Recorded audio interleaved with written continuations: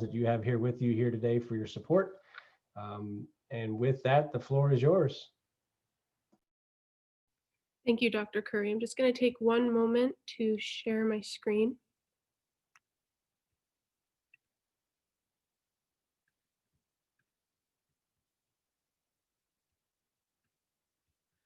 Okay, if you guys want to scan this QR code using your phone camera, or I posted the link to this in the chat, but it will take you to a Google folder with handouts and reference materials for my presentation today.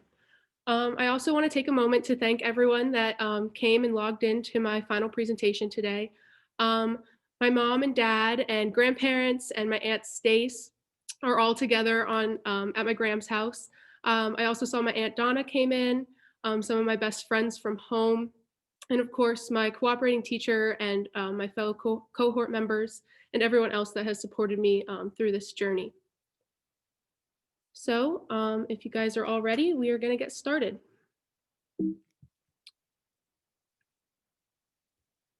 So when I first started making this presentation, I thought it would only be appropriate to kind of start with some background. So who is Elise and why is she becoming Miss L? I threw in some throwback pictures here for everyone to enjoy. But growing up and throughout high school, I always enjoyed and loved every part of the agricultural industry that I have been a part of, especially the animal science side of things, growing up around my grandfather's dairy farm. So naturally, it seemed like a good idea to try to pursue a career in the ag industry. So I started off thinking I wanted to do something with animal research and began my Penn State journey with an animal science major. However, after a few weeks of that and specifically chem labs, I realized that that might not have been the best plan for me. So after extensively researching other career options that would still allow me to be involved with this industry and also taking time to really reflect on myself and who I was, I arrived at like two main points. One, that my favorite part about the agricultural industry is its diversity, which you can see here, I later got a chance to explore. And two, and most importantly here, I love working with people and I love sharing my knowledge and my passion for things. And most importantly, I love being a part of someone else's success and really being there to push them to reach their full potential. So that is how I ended up here in an ag education major and why I'm in front of you today giving you my final presentation. So as Dr. Curry said, today I'll be covering three essential questions. Who do I aspire to be as a teacher? What experiential education opportunities have I engaged in to become a better agricultural educator? And finally, how am I prepared to maximize my student teaching internship? So let's start off with, who do I aspire to be as a teacher? So my teaching philosophy is pretty student-centered and contains the following components. Classroom instruction. So I believe that students will be able to learn the necessary skills and knowledge needed for success in a welcoming and inclusive classroom environment. Also, as I said before, my teaching philosophy is very student-centered. So I believe in freedom in learning and that students should have some autonomy to direct and learn about things that interest them and have and play a part in their educational journey. Additionally, I believe that hands-on experience is extremely important and that true learning really happens when students are fully immersed with the material. I also believe that any good program should have community involvement, and getting out there and engaging with community stakeholders will help to create a positive environment for students and develop some unique learning opportunities along the way. And finally, the application of knowledge. Any great program should provide students with the necessary tools to go and share their knowledge with others. Another very important component of being a great teacher is implementing classroom management. So here I have a copy of what my classroom expectations poster will look like, and I'll have this posted around the room in the spring and also in the future in my classrooms. So my classroom expectations for students. They will respect each other, their teacher, and all classroom materials. They will accept responsibilities for their action and for their learning. And finally, they will challenge themselves to learn something new, to say something kind, or to do something helpful every day. And my vision for this is that when I present it to the class, they will give me examples and help me define what this will look like in our classroom. I also included classroom procedures, which just provides a framework for students so that we can get through every class period efficiently. So one, they will be on time and prepared for class. They will then clock in and complete the bell work. And during the period, they will be safe and active participants. When the period comes to an end, they will clock out and finally leave without questions. And of course, sometimes our expectations and procedures cannot quite be met, and there has to be classroom consequences. So first, there would be a verbal warning from the teacher, just to say like, hey, you have to stop doing that, like it's not acceptable. If it continues past that, the student would lose their classroom privileges and would have to have a meeting with the teacher, just to have a conversation about why this behavior is happening and to develop a solution to fix it. If it still continues, unfortunately, there would have to be a call home or a referral to the office. And since in ag education, especially the classes that I will be teaching in the future, we'll be working in like ag mech shops a lot, and student safety is a big concern. So if the behaviors that students are exhibiting would be putting themselves or anyone else in danger, it would result in an immediate call home or referral to the office. So if you were to ask me today to create my ideal program, I would model it something like this. So all students in ninth grade or their first year in the Ag Ed program would take an Introduction to Agriculture course. And it could kind of look like this, and this would be the breakdown of their units. So they'd have a chance to explore SAE and FFA, as well as ag careers, and get a little taste of all the different pathways our program would offer, just so they can make a more informed decision how they'd like to move forward within the program. And then as you can see here, following that first year, students can then select a pathway, either ag mechanics, plant sciences, or animal science, that interests them and would really get them engaged in the material. And then as they progress through the years, they can take these courses that build on each other and help them gain more skills that they can take after school. Additionally, over on the right-hand side, I have a few other courses that students could take as electives that would supplement any one of these pathways.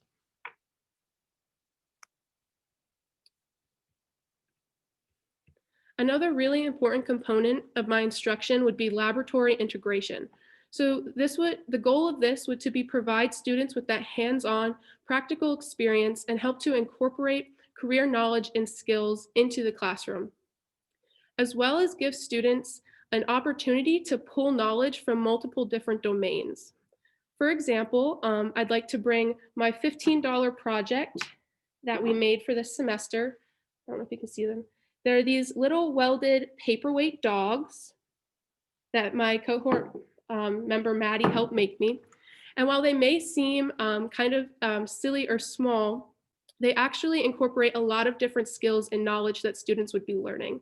My Ag Mechanics 1 students would be learning some introductory welding skills, which they'd apply here, but they'd also be incorporating teamwork, communication, and problem-solving skills, as well as some knowledge from an agribusiness class, such as creating a bill of materials.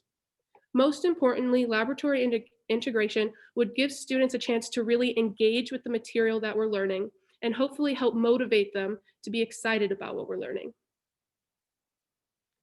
Additionally, I'd want to incorporate SAE, or supervised agricultural experiences, directly into my instruction. By doing so, I hope to encourage students to find something that interests them and learn through doing, as well as develop some of those college and career readiness skills that are so important. And this can look like intentionally planning in days for foundational SAE work, such as career exploration or planning, or relating topics we discuss in class to immersion SAE experiences that students could engage in.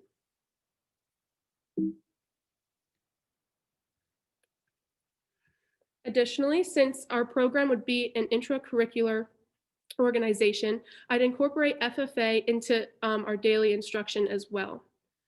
By providing students with opportunities to gain those leadership skills, such as leadership or career development events, and by guiding students as an FFA advisor and actively modeling an inclusive mindset every day, I believe that I can prepare students to be effective leaders in the future. Now, all these wonderful things that I've just described wouldn't be possible unless we actually had students sitting in our classroom. So a big part of a program planning is also program recruitment. So my cohort member, Katie, and I made this little video. And what we really wanted to do was create something that we could show to 8th grade students to get them excited about joining our program. And we thought the best way to do this would to be have current students in the program share parts of the program that they love, which might look a little silly in our example because we weren't able to get into our high schools to ask real students. But in the real world, having students share their experiences with younger students would be an amazing recruitment tool. So I'm just going to play a minute of this. We offer a wide array of challenging and interactive agricultural courses covering topics ranging from plant science to animal and vet sciences, ag mechanics,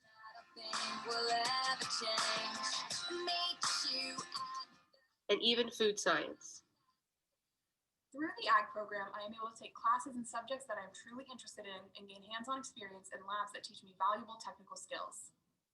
I don't come from a farming background, but I ended up learning a lot about the different sides of the ag industry through these courses and ended up loving it.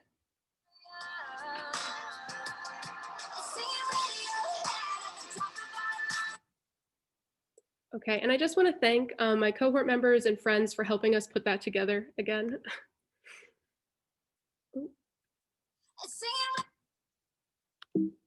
There we go. And finally, as I said earlier, I believe community integration is a really important part of a program. And one way we could accomplish this is through community-based units of instruction. So what this would look like is students would gain knowledge in the classroom and lab settings. An example of this that I could apply to my student teaching internship or in the future would be having students learn theory about small gas engine systems and skills related to small gas engine repair. From there, students would then share this knowledge with community members. And this could look like students creating infographics related to safety, troubleshooting procedure, or preventative maintenance that they could share on the program's social media sites targeted towards homeowners. And finally, students would actively engage with community members. And this could look like virtual guest lectures with industry members or hosting a lawnmower repair event where homeowners from the community come in and work directly with students. So on to our second essential question. What opportunities have I engaged in to become a better agricultural educator? So first I want to highlight a few key courses that I've taken during my time at Penn State. So the first is English 202C or technical writing. So while you might not think that English is all that important to ag education, it's actually a very essential skill for students to learn. And through this course, I practiced my resume writing, how to write professional emails, and most importantly, how to create step-by-step instructions for something, which I found very helpful while creating demonstration lessons, since I had to clearly lay out steps to a procedure. And this is something that I would love to teach students as well.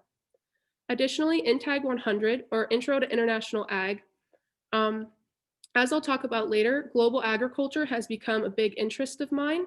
And this course really opened my eyes to the true scope of agriculture and its global importance. And it's something that I would hope to share with students in the future. Additionally, AE 350, which we took this semester, was Teaching Methods for Agricultural and Environmental Labs. And this course really focused on teaching us some technical skills that you'd see in an ag mechanics classroom. But another big takeaway for me was learning how to connect competencies that students learn in other core classes, such as physics or math, to what would seem like just technical skills, and really bringing in all those different elements to aid in student learning. And finally, Plant 220, Gardening for Fun and Profit, which may just sound like a fun class, but it actually was very technical and included a lot of science knowledge. But my main takeaway from that, as you can see here in some of the pictures I put on the thing, are that um, getting hands-on experience and incorporating labs into instruction is extremely beneficial for student learning. Every lesson that we had that included theory in this class also included a lab component. So that's a goal of mine for my own instruction. Some other things that I have acquired to help prepare me to be a better teacher would be my International Agriculture minor, as well as a few different certifications. So the National Safe Tractor and Machinery Operating, we got instructor certified, so I can incorporate that into my classrooms and work with students for them to gain their own certification in that. Also the OSHA 10 in agriculture, which goes through some general workplace safety, is another thing that I can incorporate in my classrooms, and I'm actually bringing into my Ag Mechanics 1 class in the spring. I'm also Google Educator Level 1 certified, which I thought would be a great certification to get, as we are looking like it's going to be online instruction. So this will really help in my organization and delivery of materials while working with online students. Additionally, I am first aid and CPR certified, and I completed the UNESCO Activating Empathy series. Another really important part of professional development is being a part of professional organizations. So I'm a part of the Pennsylvania Association of Agricultural Educators and the National Association of Agricultural Educators, as well as the Association for Career and Technical Education. In addition to those, I am also a member of Gamma Sigma Delta and Alpha Tau Alpha, which are both professional honor societies in agricultural sciences and ag education, respectively. Oh, sorry. So like a really important part of being an ag ed teacher is staying up to date and relevant in what you're teaching your students. And since the ag industry is constantly changing and evolving, this means you have to participate in conferences and workshops to get that new updated information. And these professional organizations are where you find that information, and also network with other professionals to help grow your content knowledge and skills. Just to highlight a few professional development events that I attended this past year. So I attended the NEE FAST Symposium, which was a very awesome experience. I got to network with a lot of other pre-service educators. And I think my main takeaway from that was the agricultural education for all workshop, which taught us a lot of practical tips and like skills that we could bring into the classroom related to diversity, inclusion, and equity. I've also been participating along with my other cohort members in the Second Mile seminar series, which every month brings a new topic up to the table for discussion and to give us some practical skills and knowledge for our classroom. And I intend to keep attending that through my spring semester. So just to highlight a few other experiences that I felt really helped to prepare me to be an ag ed teacher. So the first picture I have here up in the left-hand corner is from Outdoor School, which is a program run through Penn State where 5th grade students come to Shavers Creek for a week and participate in environmental science education. And I had the opportunity to be a counselor and co-instructor for this. And this experience was pretty important because it came very early in my ag ed journey. And while I was teaching one of the lessons, I had that first student like light bulb moment where everything I was saying finally connected and they understood the why. And that was a pretty big step in telling me that this is where I really belong. I also wanted to highlight the experiences I had with the Literacy, Education, and Agricultural Development Society here at Penn State. Specifically, I had the opportunity to be their treasurer for a year. And I think a lot of those skills and the responsibilities that I had there will help me while being an FFA advisor in a classroom. Another experience that I really enjoyed is I got to take an intensive 1-week course to Pittsburgh to study the intersections of urban ag and education. And this experience just showed me another side of agriculture and also really got me excited about community integration with the program. Finally, I also had the opportunity to attend two domestic study away programs to New England and Montana. And during these, we had the opportunity to visit ag ed classrooms around the country. And it's always really cool to see what other teachers are doing and how they integrate their SAE and FFA. And I learned a lot of little tips and cool activities that I could implement in my own classroom along the way. Additionally, a few experiences that I've had that I believe will help me to work with students from diverse backgrounds in the future include my two study abroad embedded programs. So the first one here to the left is when I went to Belize with an AEE course. We were studying Indigenous knowledge and agricultural education. And we were able to stay in a Mayan village, and we would have meals with and interact with the community members there. And that top picture is our group eating a meal, and I'm in the front there with the two little girls from that family. And it was just always awesome to get to see kind of how they did things and just talk with them about like their goals in life and how they share knowledge with each other. We also had the opportunity to see many different types of farming systems, from like large scale production on banana plantations to subsistence farming, like in the jungle. We would walk up a trail, and to the left, the farmer would be pointing out these trees and saying what they grow. And it was just a crazy experience. But also, very importantly, while we were there, we had the opportunity to visit two different schools and present workshops to the students. And there at the bottom, I included a picture that I took of one of the students' worksheets after we asked them why they were in their agricultural program, like why they were there. And I just want to read the last sentence that that student said. It's also important because it helps us to improve our daily lives. That was a sentence that really stuck out to me. And it made me wonder if students in my classrooms would understand how agriculture truly impacts their lives every day. Then moving on to my second experience, I got to travel to Chile over a winter break.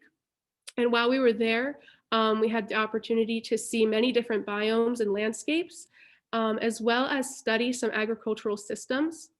But I think my biggest takeaway from that trip related to agricultural education is talking to farmers about how they solve problems. And it would be a great way to implement case studies into a classroom. So one story that really stuck out to me was this, a farmer was describing to us his problems with water. A mining operation had popped up close to his farm in the desert, so his already small water supply was completely gone. And they had to find a way to solve this problem so that they could continue to live their life there. And they actually converted their entire operation to hydroponics because it actually conserved some water, which I just thought was incredible. And it's something I'd want to show my students one day. And one final experience that I really think helped to broaden my horizons. 2 summers ago, I got to participate in a P4 fellowship sponsored by the USDA at North Carolina State University. And throughout the summer, we attended seminars on how to utilize data programs such as R and QGIS to implement into our research projects. My research project for the summer was a comparative analysis between North Carolina and the Zhejiang province waste production.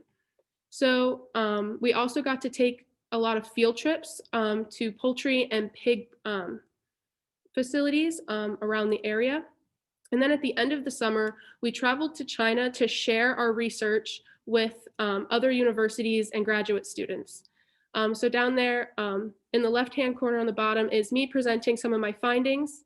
And then in the right hand is a picture of myself, along with my other P4 fellows and professors, and some of the grad students from the College of Biosystems Engineering and Food Science. So on to our third and final central question. How am I prepared to maximize my student teaching internship? So I want to start by giving everyone some background information on my cooperating center. So I will be student teaching at Lampeter Stroudsburg High School. It's a 2-teacher program. I'll be working with 2 absolutely amazing teachers, Mrs. Janae McMichael and Mrs. Holly Oberholzer. Their program has 2 agri-science classrooms, a large ag mechanics shop, a greenhouse space, and an outdoor courtyard for some projects. Additionally, we were asked to evaluate our programs based on a 339 report. And some positives I really found with my program is that they incorporate a very full POA that includes a chapter banquet, a farmer's breakfast to engage with their community, a fruit sale, and a lot of leadership conferences such as ACES. Additionally, they have a fantastic digital presence, which I think is very interesting and a great way to show everyone what we're doing and how important our programs are. And finally, they teach very up-to-date and relevant courses. So here is an overview of the classes and units that I will be teaching during my student teaching internship. I will be teaching Ag Mechanics 1, and the units I'll be teaching there are an intro and safety and tools unit, plumbing, electrical wiring, and welding. These are definitely not content areas that I'm very strong in, but I'm very excited to learn along with my students. For Ag Business and Management, I will be teaching the Business Strategic Planning and Agricultural Sales units. And while I wasn't too excited for these at first, throughout my unit planning and gathering materials for lessons, I actually think that this could be a super fun and engaging unit to the students. And then for my third block, I'll kind of be splitting the time between Mrs. McMichael's and Mrs. Oberholz's classroom. So I will start with a small digestion unit in the vet science over with Holly. I really wanted to do this just to get a little bit of that animal science content knowledge. And then while I'm doing that, I will also be teaching Mrs. Oberholzer's micrometers and tools for her small gas engine section. And then after those, I'll bounce back to Mrs. McMichael's small gas engine course and teach engine overhaul, engine systems, and troubleshooting. So organization of courses. When I started planning my courses, I really wanted to be goal and objective centered. We talked a lot about making sure that we are able to align our instruction with our assessment, and starting off by setting good objectives and goals would allow us to do that. Additionally, I wanted to focus on the flow of my classes.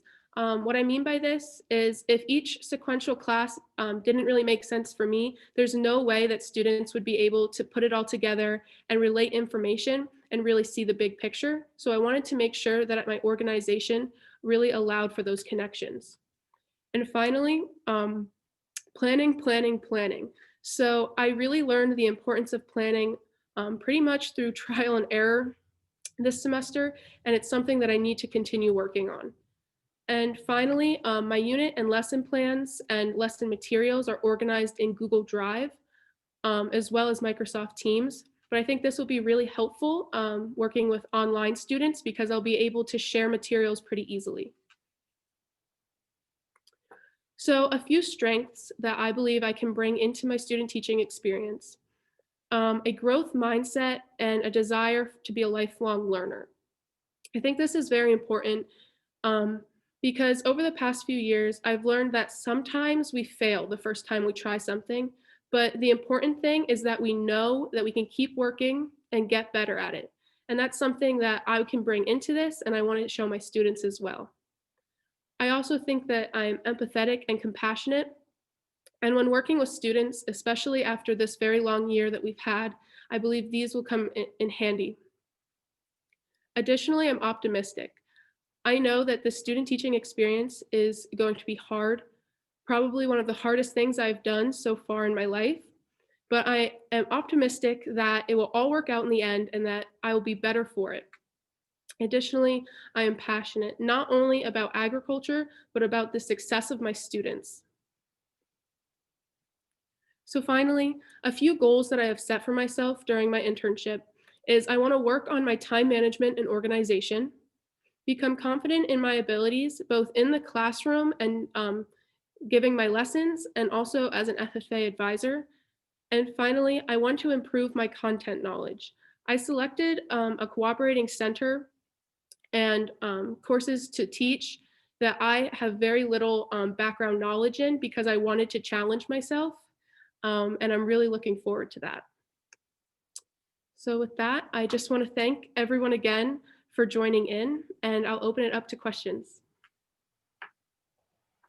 Please join me in congratulating Elise on a great job. Good We job. are gonna- Yes, the green screen of death, but way to go, Elise. I like that. That's a great little thing. We are going to go to the question and answer portion. So if you don't mind queuing up your questions in the chat, or just make it be known that you would like to speak. We're going to bounce between the faculty panel and those of you in the audience.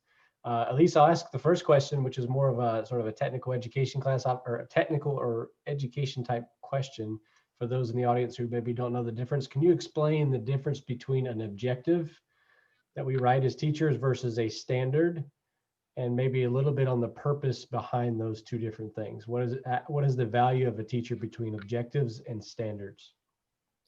Okay, so standards are kind of like overriding, now I want to use the word objectives, but standards are like those overriding like benchmarks that we want our students to meet.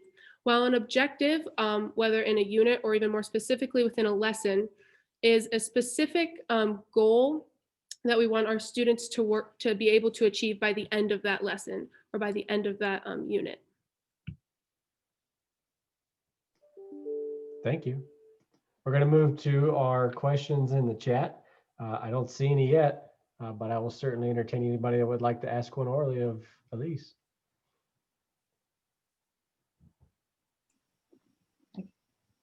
Beth can get us started. I will. So Elise, great job. And I'm going to ask you a similar question that I asked yesterday to one of your cohort members. You are incredibly motivated in all the activities that you've done and everything that you've accomplished. And a lot of times it's hard for our student teachers that are so motivated internally to motivate some of our students in the classrooms that don't have that internal motivation. Do you have some ideas of how you're going to kind of push some of those students along that need that extra help? Yes, great question, Beth. So I think there's two main ways I would go about motivating these students. First, I really believe that students won't really care until they know how much we care. So by showing students that I care about their success and what's going on in their lives will help them to be more motivated in my classroom. Additionally, as I said before, I really believe that students should have some autonomy over what they're learning and be able to learn about things that truly interest them. So by having a conversation with a student and finding ways that even if what I'm teaching that day or in that unit isn't their favorite thing, how can we incorporate their interests into the lessons? Thank you for that, Elise. Ms. Donna has a question about what do you think the biggest challenges are for ag programs in Pennsylvania high schools? Funding challenges, things like that. What do you think is the biggest challenge facing our programs right now? Thank you for that question, Aunt Donna. I think there are a lot of challenges that schools can be facing. Well, of course, right now with the coronavirus, being able to find ways to offer instruction, especially in an ag ed classroom, is a major challenge because we are very hands-on and experiential learning based, and that's a very hard thing to offer in an online environment. Of course, I think if you ask any teacher, they'll say there are funding challenges. There's never enough money for us to do exactly everything we want, but that doesn't mean we can't still offer exceptional learning for students. But yeah. That's an excellent answer, Elise. I'm looking to Carson or Dr. Ewing if you have a question. I can go. Elise, fantastic job. The whole semester reading all your work and seeing this now, it's been really nice to see those two come together. Quick question for you. You have a tremendous amount of travel experience and a lot of that travel, really good stuff that applies to agriculture. How do you bring that into the classroom so that way kids can see through your eyes what you've seen? Thank you for that question. While it might be hard in some of the courses I'll be teaching this semester, I always feel that you can bring it in in interest approaches, having students read current event articles from around the world and relating to that, what we're learning would be a great way. Also, for some unit assessments, asking students to compare how we do things here to how they might do things somewhere else that we talked about in the class would be a great way. And also, as I said, sharing those case studies from my own personal experiences and others, just to give students a perspective and kind of just open their eyes to what is out there. Awesome. Your buddy Maddie asks you to identify some influential people on your ag ed journey. Actually, it's a hard one, just to say a few. Of course, my own ag teacher, Mrs. Digman from Tri-Valley, had a big influence on me. But I would also say, just in the general agricultural passion, my family really played a big role. And then my professors and my cohort members throughout my journey have really pushed me and helped solidify that this is where I belong.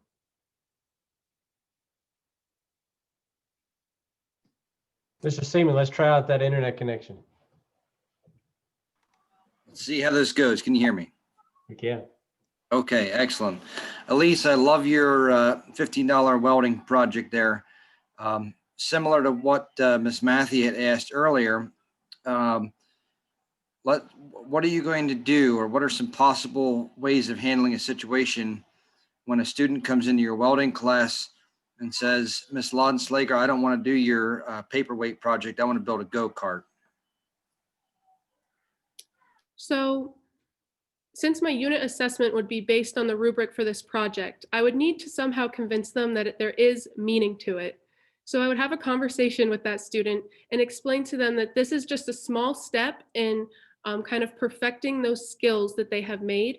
And then if they would like to build a go-kart, they can create a SAE project doing that. Oh, Very such good a answer. professional response, at least such a professional response. Our next question comes from our reliable Nina in the chat. She's a freshman, and good Lord, she wants some advice from the seniors. And she's been getting it every time, and she's going to get some more from Elise. Drop her a piece of advice for the freshmen. The biggest piece of advice that I could give is really pushing yourself outside of your comfort zone. This really started for me on that first domestic study away to New England. That came at the end of the semester after I first changed my major. And the day I showed up to get in the vans to take a week-long trip was the first time I met anyone on that trip. So just pushing yourself into these uncomfortable situations can be really rewarding. And also just to make sure that you take all of those opportunities that come to you. That's great advice. Dr. Ewing, do you have a question for Elise? Yeah, Elise. So just want to follow background on objectives. We're gonna just test your knowledge a little bit. So we talked a lot about objectives in class and writing good objectives. And we know that there are 3 components to any good objective. What I'd like you to do is share, maybe even for the freshmen that or sophomores or juniors that'll have to deal with this down the road. What are those 3 components of a great objective? And then just briefly describe why each of those need to be in an objective. Okay. Thank you for the question, Dr. Ewing. Oh yeah, I was waiting for that. Thank you. So the 3 components. So an objective needs to have, can I provide an example and then explain the 3? Okay. We can work through it together. Tell me one of them that you know. So one would be the criteria that it's like based off of. So how would you like prove that they've met this objective? Mm-hmm. Also saying like the main thing that you want them to achieve. Sometimes we call that the performance or the behavior. Performance. Yes, thank you, Dr. Ewing. And then also like the audience or who you want to achieve it. Okay, it's more than just the audience though. It starts with a C. It's Um, like, what if you give them a handout or a 10-minute lecture or a report to read? What are those all making up? the content I want.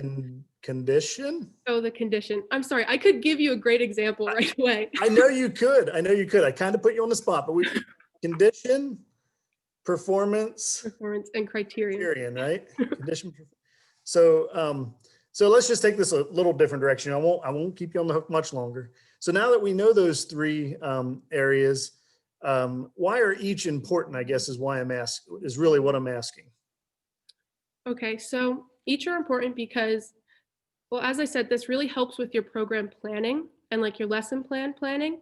So by clearly identifying all three of these parts while you're lesson planning allows you to make sure you have the necessary materials for that student to achieve that objective, to make sure you've given students time to learn and practice that, and also that you've given students time to show you that they've learned what you wanted them to know. Absolutely. Great. You brought it around in the last 30 seconds there. So you nailed it. Good job, Elise. We've got a couple more questions in the chat box. Janae, I'll ask though, just for the sake of you being our CT, if you don't mind asking that question orally for the group, so I don't try to murder the version of your question there. Sure thing. Great job, Elise. It's exciting to learn more about you this way, and LS is excited to have you in the spring. But my question for you is, you shared that freedom in learning is an important element of your teaching philosophy, and I love that component.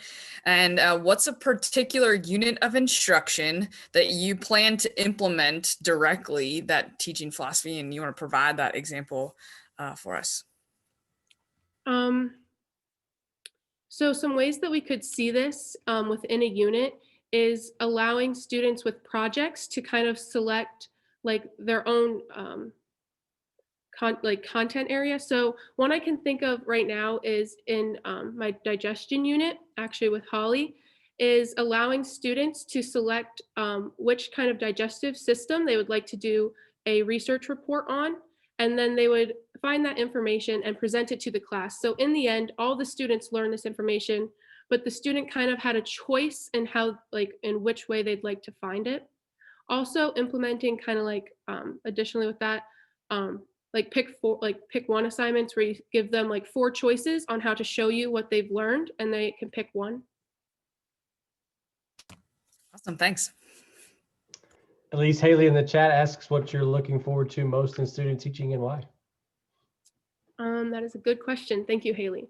I think I'm really looking forward to learning the like my ag mechanics and small gas engine material with my students and kind of working through that. Additionally, I'm really looking forward to just building those relationships with students and kind of figuring out kind of what my teaching style is and how I relate to students.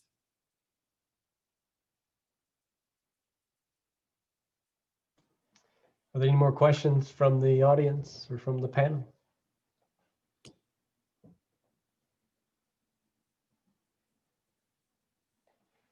Lexus at the end says, how would you say you've developed since your beginning of your journey in Ag Ed? Personally, I would say that I've grown a lot in my confidence and in myself and my ability to work through just about anything, kind of going back to that growth mindset. And also then professionally, I've definitely learned a lot of skills, knowledge, and dispositions related to the Ag Ed career field that will help me. Elise, I think that's a great way to end. We are super proud of you here at Penn State for all that you've done for our program, and we're excited to see all the amazing things you're going to do moving forward, particularly this next semester in your spring student teaching. So if you could join me in congratulating Elise one last time. This will conclude the public portion of the event.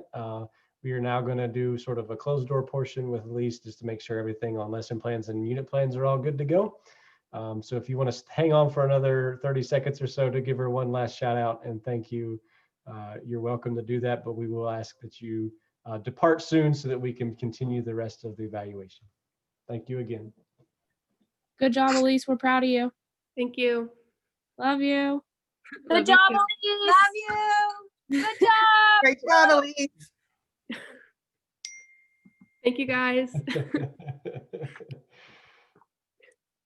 I don't know if they know how to leave. Elise, does your mom know how to leave or do I need to help her? All right. don't know. We can kick him out if we need to. Okay. Good luck. You got it. Thanks for coming to be here to